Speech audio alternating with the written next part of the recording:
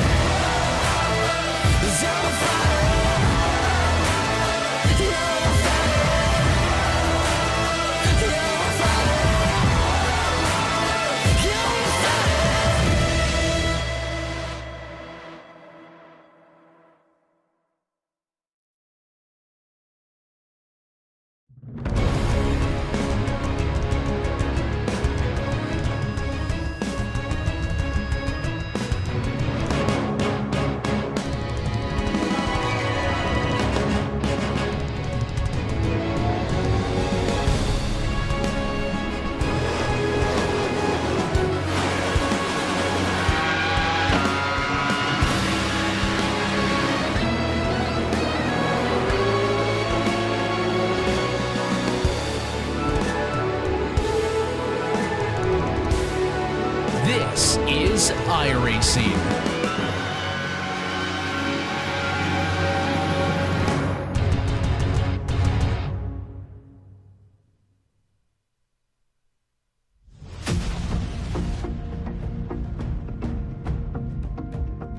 Hello everybody, welcome along to another iRacing happy hour here from Summit Point Raceway in West Virginia, and what an exciting evening of entertainment we've got for you here today. It's the Toyota GR86s around this magnificent 2-mile course here for you tonight on iRacing. Paul Smith and Blake McCandless here on commentary for you, and Blake, tremendous to have you on board and first time working together. I'm looking forward to this one, aren't you?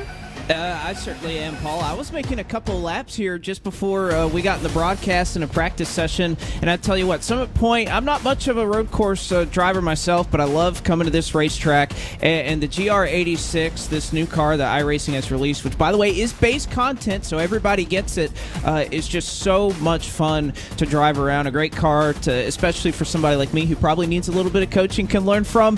But, yeah, I think these guys will put on a great race, and just looking before we loaded in, over 300 people signed up for this race this hour. I think that already tells you that this car is a hit on the service.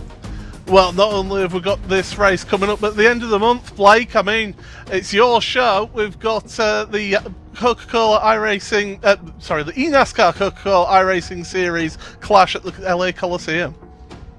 It's going to be great, and we just wrapped up production day at the NASCAR Hall of Fame in Charlotte, North Carolina, and there's just so much optimism about this season, Paul, about everything that could happen, about these competitors who truly think that this is their season after going through the next-gen car and having it be new last year. I think these drivers are ready or prepared, and they think anybody can win. And, of course, when we go to the LA Coliseum, we know that Casey Kerwin put on a great performance. He won that race, and he carried that momentum all the way to winning the championship and $100,000. So these drivers are ready for it, and can't believe it's already time to get going in 12 days. Yeah, Tuesday the 31st of January for that, and then the 4th of February, we head on over to Hockenheim for the opening round of the Porsche Tag Heuer Esports Super Cup. I'm delighted to say that I'm going to be on that once again, and we're going to see some tremendous road racing action from those Porsches. And, well, Diogo Pinto won the championship last year. It was only his second season in the championship, and he really showed what a champion's drive he had. But we've got new drivers who are coming through the Contender Series, and, well, could they give us a little bit of a shock here in this season's championship? And that's not all the esports action that we've got for you as well, because, Blake, we've got World of Outlaws action as well coming up. We certainly do here on the iRacing service, the World of Outlaws CarQuest Auto Parts Sprint Car Series at Wheat Sport, and these are cars that you don't want. I don't think you want me driving. I don't think we want anybody on this production team driving against these drivers. They are so talented, so competitive, and especially they put on some fantastic shows. You can see some of these highlights at Knoxville Raceway. They just do a spectacular job moving around and putting on a fantastic show. Tim Terry and the gang do an incredible job calling it, and it's a lot of fun to watch these guys wheel it around. Of course, that's coming up this Monday at Wheat Sport. So yeah, that to look forward to there for you in just a week's time. We have got cars out on track then, so the new Toyota GR86 here at Summit Point Raceway, and these drivers getting themselves the last bit of practice in before we go qualifying and then head into that race. But Blake, well, let's talk about where we are, because it is Summit Point Raceway. Let's do that, Paul, and you're going to look at what is base content here on the iRacing service, so a track that even myself is very familiar with, 10 corners, and you can see the layout right here. A lot of high speeds. The draft in this car is certainly going to come into play, but you look at the real trouble spots here. Turn 2 is always very interesting because you have to carry a lot of speed through there, and there's a very narrow margin of error throughout that corner, and especially once you exit there, kind of that top bend at the top end of the racetrack, it is pretty much full sail after that. So the draft and how these cars work will certainly keep these guys packed up and close together. Yeah, don't forget, as Blake mentions there, base content, both this car and this track, part of your iRacing subscription. If you are interested in joining us here on iRacing, well, why not? Why wouldn't you want to do that? Currently, for new members, 40% off of all new memberships here on iRacing, so do come and join us. I personally race this car. I enjoy racing around this track as well. It's a real fun challenge for you. And this car, it's all about keeping the speed up with this one. It's a momentum car, and it can really teach you some of the basics of car control and keeping that speed up. Well, it really can. One thing I was surprised with in practice, Paul, was the braking in this car is so good. You're not going to have to worry about locking up the tires. These brakes perform so well on this car. And like you said, it's a momentum car. Once you get up to speed, they don't necessarily love going from stop to about 20 miles an hour, but once they get going, they are a pleasure to drive, a lot of fun, and again, a great car that I think could teach a lot of people the basics of getting out on the road and learning all these different tracks. As you can see below, details of how to start your iRacing career, but not just details on this car and track, but also the rest of the content that's available here on iRacing. Head on over to iRacing.com and start your iRacing membership and you start your iRacing career, because remember, every day is a race day here on iRacing. And well, I mean, you could jump into this car and track when you've signed up and just get a handle of how that car runs around here at this venue. It certainly is a real challenge for these drivers out there. So yeah, iRacing.com, 40% off of all new memberships for you here today. But Blake, this track, it's not the easiest to overtake at, so qualifying could prove a little bit crucial for some of these drivers who are racing out here. And well, you know, we're having a look at on board. You're just the challenges of this track and getting a good lap time in here, Blake. And there's really no better group of people to be watching than Top Split here. Again, we had over 300 people sign up for this race. These are all the Top Split iRacing. When iRacing splits off, because obviously we can't have 300 people running on the same track, they split them up by iRating, by their competitive iRating, and these are the cream of the crop here. So if you want to learn how to get around this track, you want to learn the braking points right here as we ride on board, this is probably a great vantage point to try and learn exactly where you want to get your braking zones, where you want to try to hit or not hit these curbs. But yes, qualifying, as you mentioned, going to be very important. Track position going to be key in this one. You don't necessarily want to be at the front because, as you mentioned, Blake, there is a huge draft at this track that can really come into effect. You know, that run all the way from the back end of the twisty stuff at turn 9 through turn 10, get a good run through 10, and then down that start-finish straight.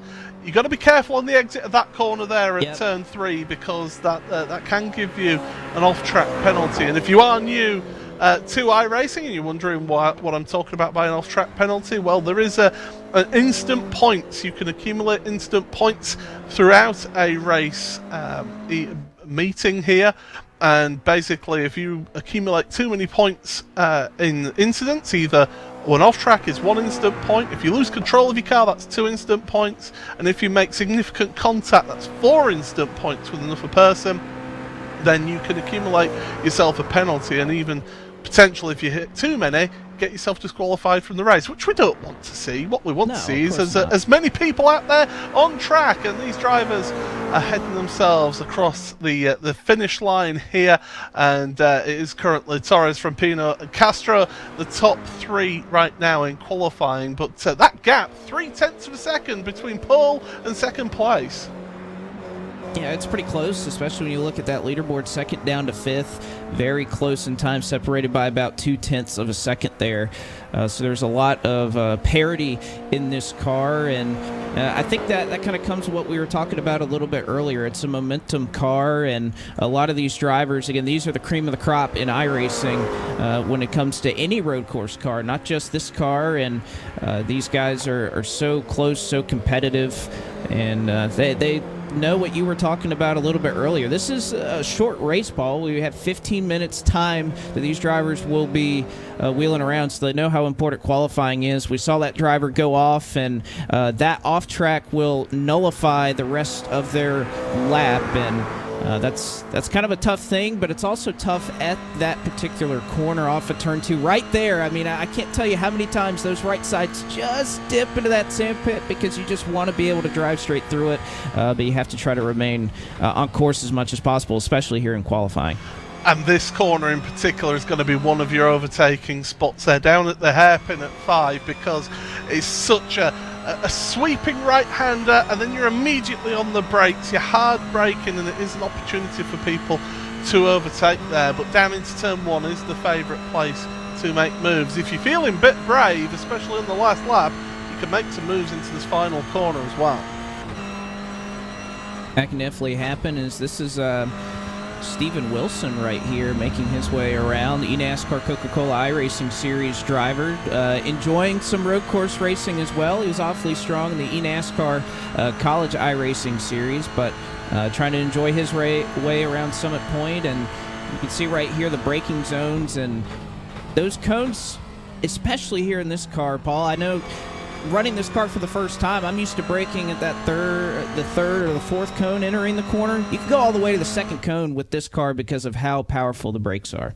Yeah, they are absolutely significant to those brakes, but that is qualifying done and dusted. In just a moment's time, we'll be able to take you through your starting grid here for this iRacing Pro happy hour here, and it's Torres and Castro on pole position with Farr and Wilson second and third place, Tarifa and Simons in 5th and 6th places. On the next row of the grid for you here, all in Toyotas of course, in the GR86, is Witvort with Jacobs, Pino and Delomo. Quentin Delomo, of course, known for the rallycross side of things. Polk and Sigmund then round out row number 6. You can see the rest of drivers. Yeah. Well, final few drivers, you've got Dan Schuring, who I have actually raced against. He's a hard charger. Sirocco with Villa, Rem, Unsen and Olsen. Marcus Olsen there down in 18th place. So an 18-car grid for you, Blake, and these drivers, they've not got, well, 20-car grid should I say, because Barron and Alostas at the back, but not a lot of time to get a race overtakes done here, and it's a narrow track as well. Yeah, that's what, just looking at these cars riding on the grid, or just standing on the grid, just how wide it is. It's not very wide. You can really only make a move go 2 wide. Maybe you could go 3 wide into turn 1. We may see that here to start this race, but you're going to see these guys single file it out pretty quickly. And of course you could see the Porsche safety car up there, so we're not at a standing start. I know different road series on iRacing have different rules, whether they start on the grid and you launch, or you have an actual start to the race pacing around, and that's what we have here in this series. And of course, with a pace lap, then, you know, how are these drivers preparing? How are they getting themselves ready for the start of this race with this pace lap? Well, I think the one thing you'll see, and you can see a little bit further back there in the pack, some drivers will kind of take this opportunity, warm up their tires a little bit, build some heat in them. Of course, here on iRacing, just like in real life, cold tires, you don't necessarily have the most grip when you dive off into these corners, so you'll see these guys kind of slow down, speed up, make sure their brakes are working, everything like that is going as it should, and just kind of take some mental notes. That's one thing I think about a pace lap. You kind of just have an opportunity to breathe, to settle in, and to kind of remind yourself of where you want to be, how you're going to attack this first corner, and look at the drivers around you, Paul. A lot of these guys race against each other a lot, and you know the tendencies of these drivers, where they're potentially going to be, where they're not going to be, who's willing to make an aggressive move into turn 1, all those things, but you get kind of a little while to make those mental notes before we get going. So as you can see there, 15-minute race, no pit stops are required. You do require a D license here on iRacing to be able to take part in these races.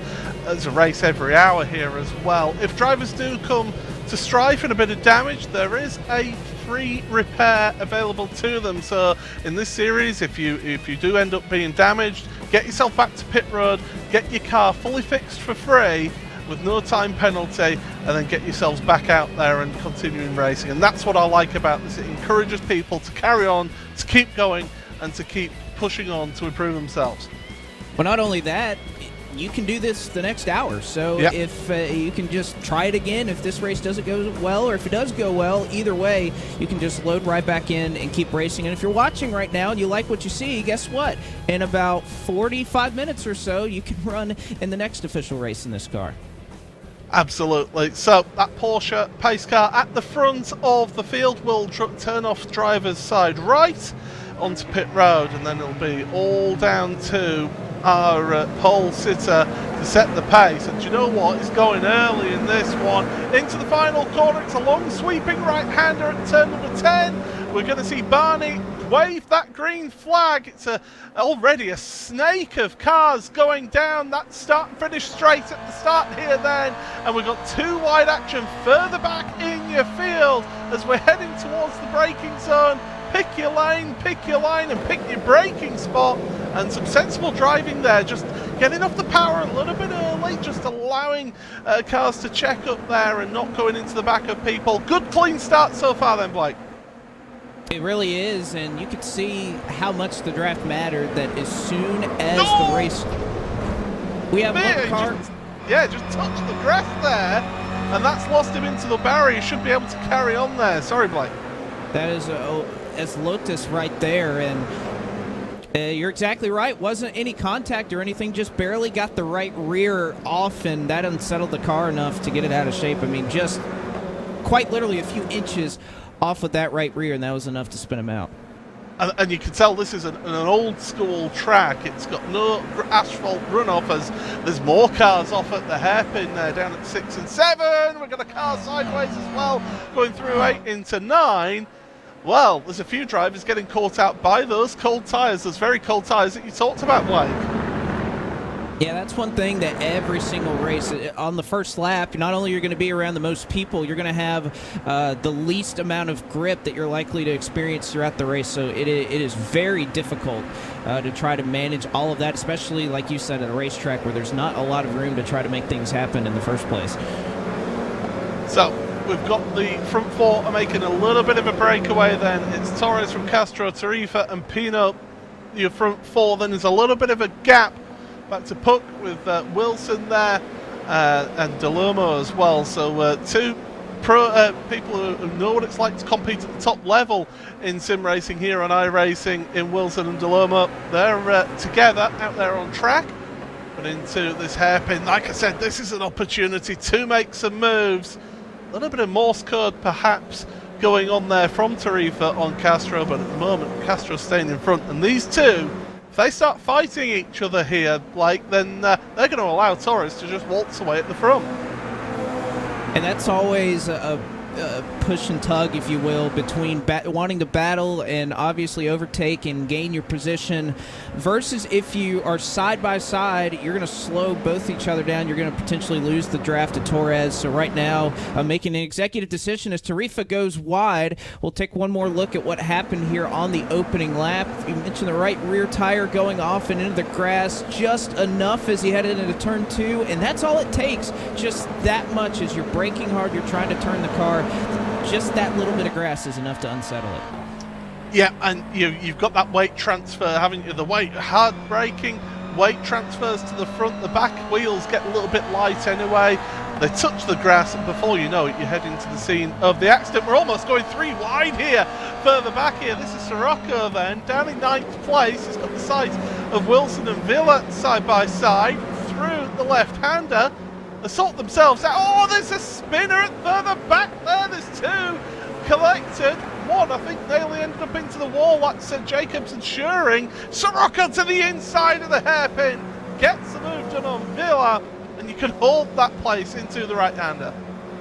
One thing this car is amazing with, Paul, is we've seen a lot of smoke. We've seen some half spins, but not a lot of cars, aside from that one, have really gone fully around. These cars, when they seem to get out of shape and you get out of the gas, you have an innate ability to just save these cars better than I think a lot of the other vehicles that you have here on iRacing. So we've seen a lot of cars go off track, but they've done a masterful job at still keeping it going straight, even though they lose a little bit of time with it. Going off into the kitty litter on the final corner is not the ideal line there, but here's a replay of what happened here. So we're going to have a look at this then. So you've got this, the car circled then, the number 8, going through the left-hander. Car spins in front of him and nowhere to go, and that's just the wrong place at the wrong time. See the recovery right there, and kind of have to survive these opening minutes here, and you see kind of battling here just outside of the top 5. 10 minutes left, and these are how quickly these races go by, Paul. Already 5 minutes have gone by.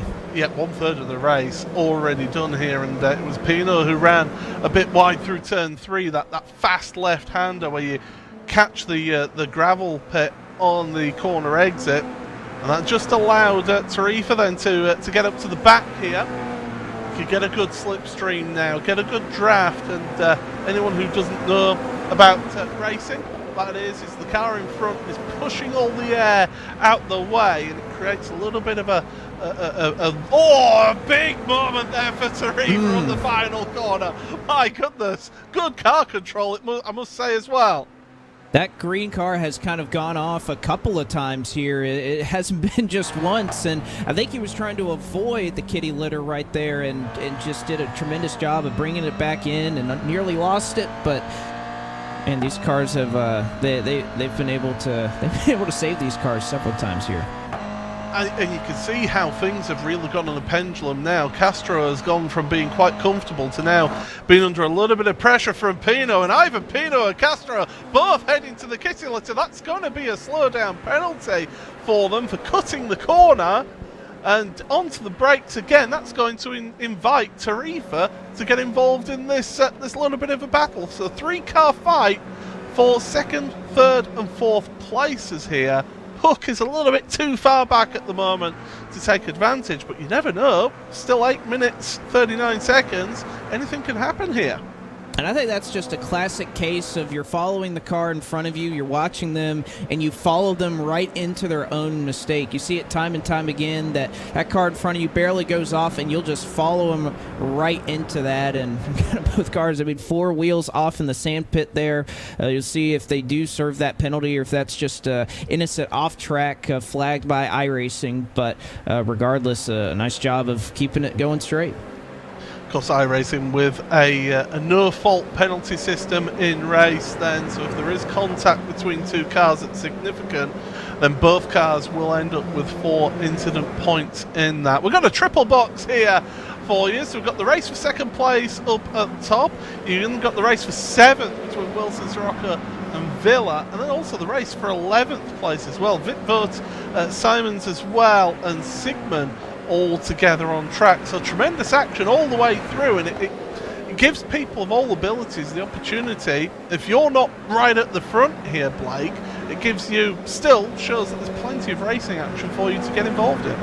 You know, there really is, and even when you think about just this top split, we're talking about a wide range of talent, a large range of skill, and a large range of iRating. If you're looking at Torres right now, who's the leader, he's up above 7,000. 7,200 is the iRating he sports, all the way down to Estelis, who had that incident on lap 1. He's at a 2,200. So this race encapsulates a lot of different skill sets, a lot of different driving abilities. You can see it right here that we've kind of separated out into many packs, but within each set of drivers, there's a lot of competitive driving going on. And there's another good battle up here for 2nd. Castro and Pino will go side by side into turn 1. Oh, very close, but it's tough to make that stick around the outside of 1. If you can keep your nose alongside the outside of turn number 1, it gives you the inside here into turn 3. I won't go into my little mini rant about corner numbers in North American circuits, but as we head on through turn number 4, oh, look at this, side by side for that 2nd place now. Castro's holding that inside line for the left-hander though. So Pino, he's forcing Pino into these alternate lines, and that's allowing Tarifa to get involved. And Tarifa, if they're clever here, they could take advantage of these two slowing each other down and just send one down the inside and make one, if not two places. Well, and they've cost themselves a lot of time to Torres in the lead. They were 1.2 seconds back at the line. They're over 2.2 seconds back now. Not only that, Torres has a slipstream from some lap traffic as well that's helping him make a little bit of pace on his own. So just that little bit of battling, no change of positions, but you can see the end result is Torres is able to pull away by about a second. It's into the final third of the race.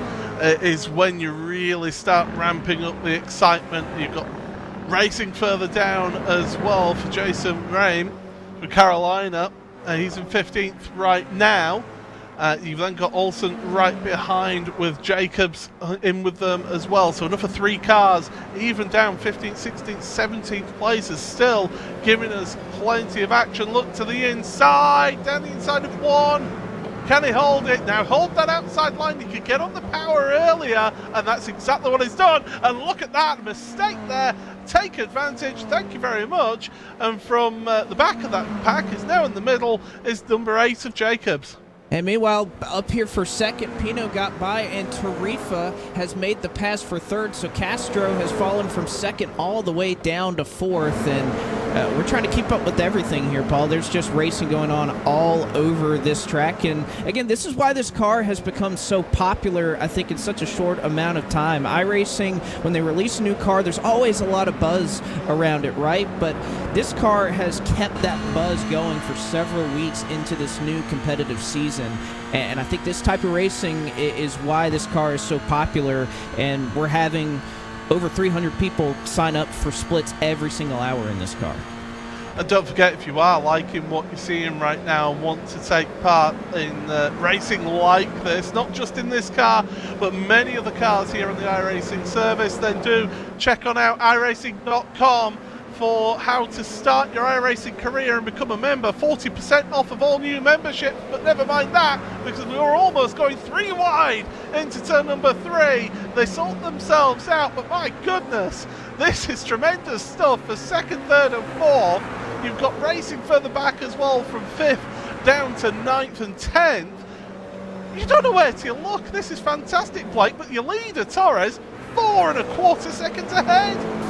He's loving this. He's saying you guys keep battling back there for third. You can see them sliding off of turn 3 once again. We've seen a lot of drivers kind of take liberty over there. That's such a difficult corner to try to keep all 4 tires on the racetrack. But I don't think we're done. Any of these battles that we're seeing back there for 8th, up here for 2nd.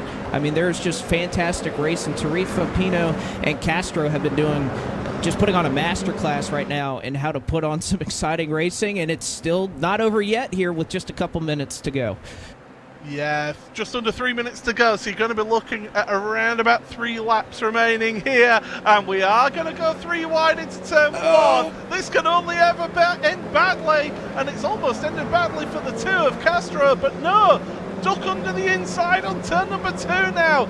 Can we do it? Pino's trying to make that move on Tarifa. Tarifa's not wanting to give any inch right now into the left-hander though. Tarifa's got the line, but Pino's got the speed. What a move! What a move by Pino around the outside of that corner, and Castro is going to pass him for third, so Tarifa goes from 4th up to 2nd, back to 4th again. You can see 4 cars right here battling for the 8th position as well. Just cars going back and forth, racing each other, and again, 2 minutes this race ends. In 30 minutes, we get this going all again. You have to imagine not only in this top split, but however many splits are made, probably about 20 or 30 of them, how much racing like this is happening. This is why I love doing happy hour here on iRacing, because we get to show people, just normal members here on the iRacing service, give them a bit of a spotlight and also give a spotlight to the new cars and vehicles here. It's great to see and always gives us tremendous action. 1.5 minutes remaining in this race. We've got about 2 laps remaining now. The race for 8th is still ongoing. And, well, Sirocco's trying to hold on to that one. We've got moves happening in front of them as well. Down the inside, Sirocco. Jensen, should I say, apologies, trying to make the move there. Need to put the teeth back in, Paul. And no, still sort themselves out, so Sirocco there ahead for the time being. But Blake, we're under a minute remaining now. Time is running out for these drivers. They need to start making moves now if they want to get places. That they do, and I think you make a great point about this is what iRacing is like. This isn't, the top competitive side of road racing or oval racing or anything. This is what iRacing is for the members who sign up and who race every single day, who are able to jump in every hour and run anywhere they want to, and then they can leave this race, they can run this again, they can go run NASCAR, they can go run the World of Outlaws, they can do anything that they want. Like you said, any day on iRacing is a race day, and this is truly what it's like, even all the way throughout the field. I know we spent a lot of time looking at the competitive side and the esports side of it and everything, but this is what it is for every regular iRacer as the white flag is out. Yeah, Barney waving the white flag. Castro's going on the defensive from Tarifa here into one. A little bit of side-by-side contact. Tarifa's off into the kitty litter at one. That's going to allow Puck, Deloma, Wilson, Sirocco, Unzen to go through. Tarifa's going to have to recover from that one. We've got side-by-side further back as well. I believe that's Sirocco and Villa potentially further back in your field. They were trying to sort themselves out. Unfortunately, it came to blows, but I don't think it was anything intentional in that. It was just a little bit of innocent door banging, and that's unfortunately meant that Tarifa has fallen back down to 11th place, but all the way at the front, 5 seconds clear right now is Torres, and well, the Club Iberia driver done a certain. We barely talked about him at the front there. He's car number 1. It means he's got the highest I rating of everyone in this field. He comes round that final corner of turn number 10, and he will take the checkered flag here on the iRacing Happy Hour from Summit Point, and it's Torres with the victory.